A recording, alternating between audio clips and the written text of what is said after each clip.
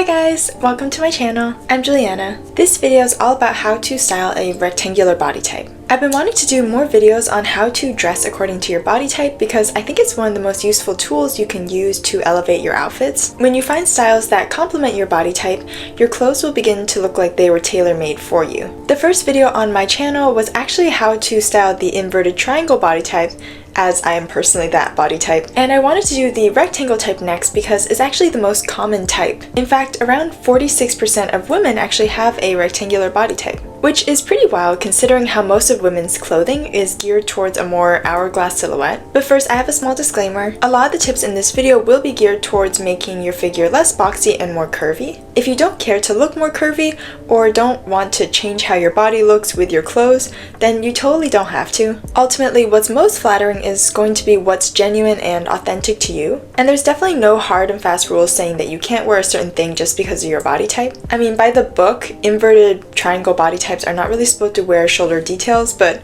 here I am. So yeah, at the end of the day, it's all just clothing and really wear what you want. These are just tips that will help your clothes just look effortlessly flattering, even if you don't really want to put in that much effort or thought into your outfit. And yeah, let's begin. So what is the rectangular body type? This is when you have a mostly straight silhouette with modest curves. Your hips and shoulders are of equal width and you have little to no waist definition. I'd like to note that when we classify body types, it doesn't have to do as much with body weight or height. Your body type refers more to your bone structure as well as where you genetically tend to gain muscle and store fat. Unlike other types like the pear shape, which will naturally gain weight in their thighs and hips, the rectangle shape will gain weight in all of its parts proportionally. I know that there are some with this body type that might not really like their body because they feel boxy or boyish. But if you are this type, I would encourage you to actually see it as a great advantage because you have a lot of options when it comes to outfits. And the rectangular body type is actually the most common in terms of runway models. This is because a rectangular shape kind of acts as a blank canvas since all of the body parts are so well balanced. So in other words, you have a greater variety of options that will be naturally flattering because your body parts are already all in harmony. However, I still understand if you would like to look more curvy or shapely in your outfits, and that is a part of a lot of the tips I'm going to be discussing in this video. So if we have a body type that is already more rectangular, we want to avoid silhouettes that are more boxy or angular. And being that your body parts are all pretty much the same width, we want to add things to our outfits to avoid looking kind of monotonous or flat, and things that will counteract the sameness in our body proportions. So we want to gravitate towards clothing pieces that can help break up the silhouette. And this can be done in a lot of ways. For areas that we wish to expand, we can add things like frills or ruffles or other embellishments. And for where we want to add definition or maybe add curves, we can use things like cutouts and color blocking. Frilly or puffy details will naturally add volume to an area. This can be great if we want to give the illusion of a bigger chest or wider hips. For this, I would suggest things like frilly tops or puff sleeves. And for bottoms, things like ruffled skirts or flared shorts can really add more width to your lower half. And these sorts of embellishments are also great if you want to appear more feminine as a whole because these will introduce softer lines into your figure. Cutouts are great because they act as a sort of visual illusion. This is in the sense that they trick the eye into following the line of the garment rather than the line of your silhouette. This can be seen especially with things like bodysuits or swimsuits that have cutouts at the waist. These sorts of cutouts definitely make the waist look smaller and enhance a more hourglass figure. Another way to add interest is by color blocking. And you can do color blocking with really bright colors or still more muted colors. Either way, adding different colors will help break up the silhouette and make you appear less rectangular. And you can even use color blocking in a way that will make you appear curvier.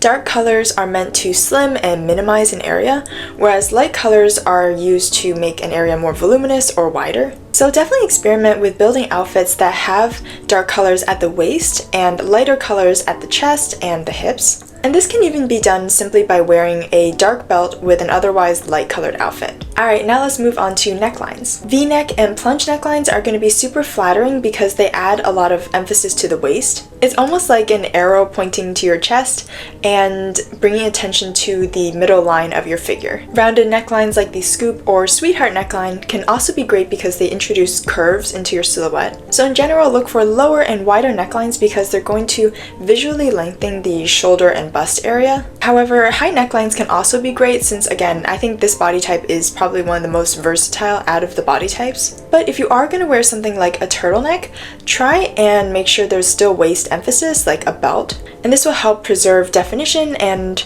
prevent your waist from looking kind of like a tube. For sleeves, you can really play up your romantic side with like puffed, flared, or princess sleeves. These will again add volume to your upper half and balance out the angularity in your figure. For tops in general, I try to avoid those that are very boxy or very cropped, as these can look ill-fitting and emphasize the boxiness in your figure. Instead, opt for wrap tops, flare tops like peplum, or even belted styles. And the same goes for jackets and blazers. You want to make sure that your jackets fall below the waist and more towards the hips. This is because crop jackets can look a little bizarre because crop jackets are designed to showcase a very narrow waist and wider hips. A great option is to opt for blazers that really flare out at the hips, and things like oversized blazers can actually be really nice if you want to bypass the waist definition as a whole. If you are looking to give the illusion of wider hips, skirts can be a great option to add volume to your lower half. Like I mentioned, adding embellishments like bows, pleats, and ruffles will help to add volume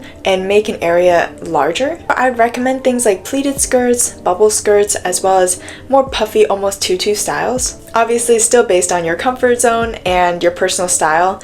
I'm not really advocating that you go as cartoonish as possible. But the same goes for dresses. Silhouettes that flare out and have waist definition will be best to give shape to our figure. Bodycon dresses tend to rely heavily on having large hips and can honestly be hard to style unless you have the perfect physique. Belted or wrap dresses can also help to add emphasis to the waist. Even an empire style or baby doll dress can be great. These kind of styles don't really add definition to the waist, but because it removes the visual proportions so entirely, it can look kind of flattering and streamlined in that sense. When looking for shorts, I really like the ones that have ruffles and an integrated tie belt because they add both volume and waist definition. Avoid anything that is just solely tight, as that can emphasize a more boxy shape. Shorts that have busy patterns can also be great in the same way as color blocking. They help to break up the silhouette as well as add volume. Flared shorts are also a great option because they add width to our lower half. And the same can be said for flared jeans and flared trousers. Flared or bell-bottom jeans are really great because they add a lot of shape to our silhouette. I'd recommend to avoid skinny or even straight leg jeans because they can again enhance the rectangularness of your figure. So instead, always look for more flowy or wider styles. When shopping, look for styles that have bigger pockets or maybe pleats. Again, this will add interest and also more volume to your hips. And lastly, in terms of rise, I think all of them can be flattering with a rectangular body type. Mid-rise styles can be flattering because they help break up the silhouette best, but also high rise can offer the illusion of a more hourglass figure. So in terms of rise, I think it's based on what feels most physically comfortable to you. So yeah guys, that is all for this video. Comment down below if you have a rectangular body type